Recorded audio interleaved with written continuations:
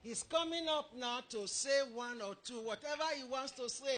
If he wants to preach, let him preach.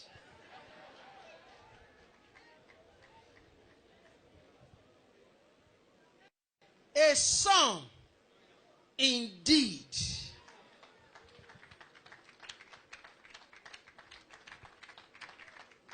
I want you to stand on your feet and please welcome the son of the family, the son of this ministry, the son of Archbishop Benson Idahosa, Reverend Dr. Chris Oyakhilome.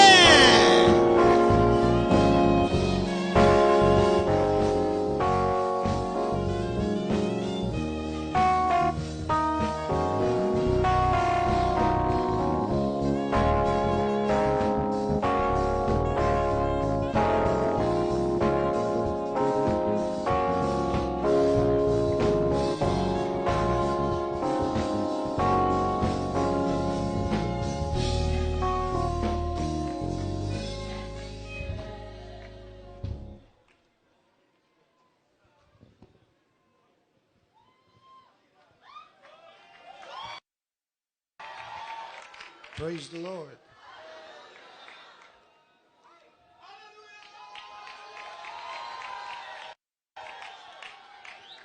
Please be seated.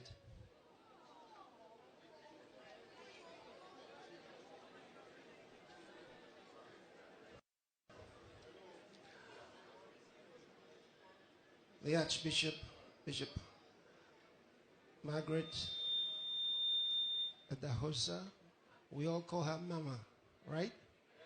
We call her Mama, and it's not because she looks like a mama, but because she is.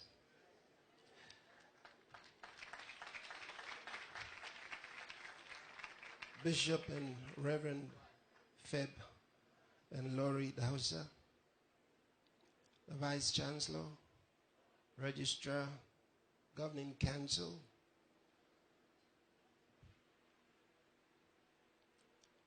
bishops of the ministry,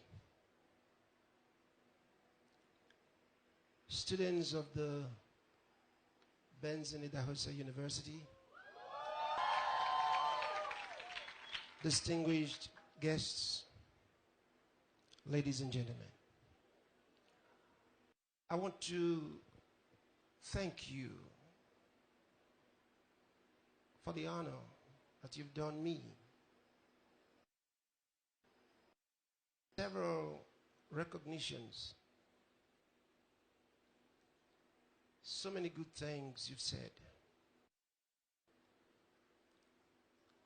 I thank you for the opportunity to be a part of what you're doing.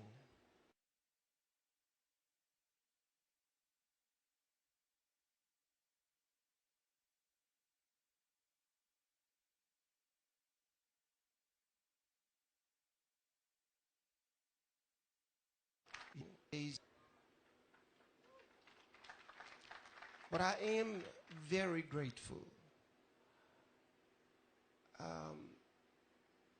I didn't think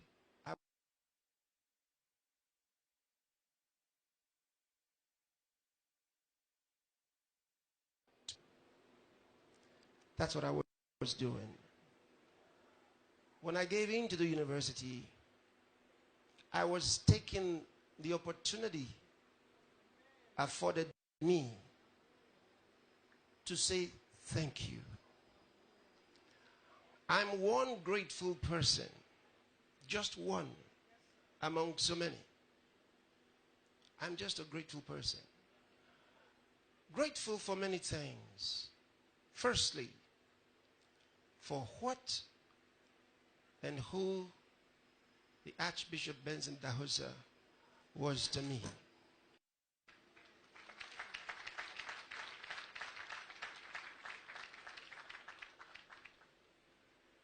I heard Bishop Feb, we call him Feb, but I hope now you just heard the meaning of Feb. But when he was talking about the legacy, well, my thought was, when I was coming here, I thought about the legacy of the Archbishop.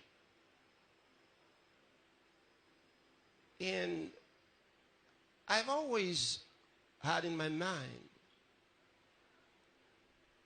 I'm his legacy. You are his legacy. This is our campus. Do you get it? It's of the legacy of the Archbishop Benson, Idahosa. We are his fruit. You get it? I count myself highly honored to have been given the opportunity to be here celebrating. Now, today is 10th of March. It'll be in 2 days from now, 12th of March, the anniversary of the, what did he say? 22 years, yes, since he transited from here. You say, what did he go for? I'll tell you. On that day, when it happened, Reverend Tom was in Benin and called me on the phone. He said, Pastor, there's something on the screen. I don't know what they're talking about. I said, what is it? He said, they're announcing that the Archbishop has passed on. He said, I don't understand what they're saying. But I understood. I understood because he had told me,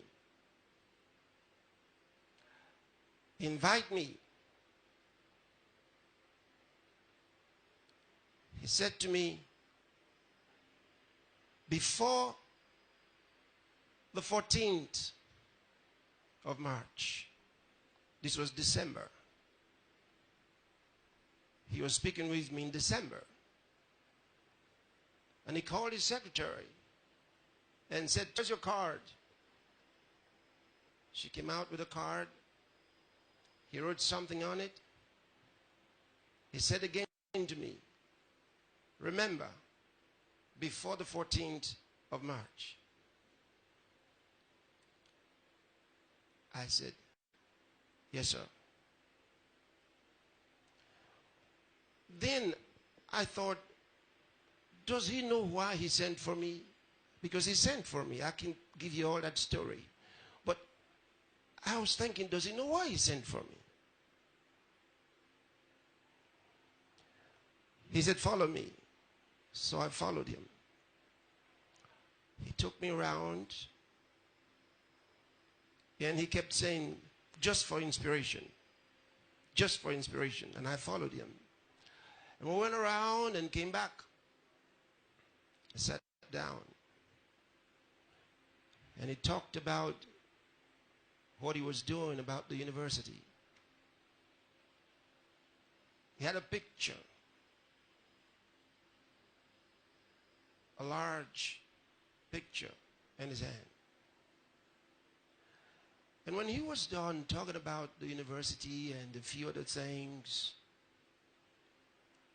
he said, let me pray for you. Kneel down.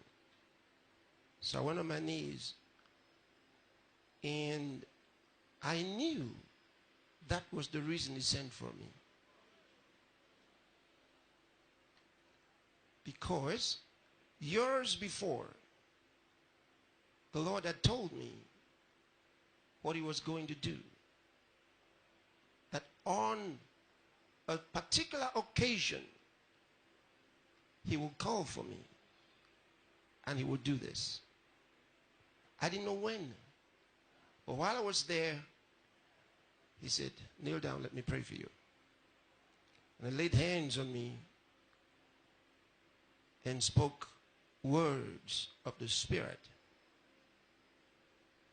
Now, it may interest you to know, 2 years before then, I was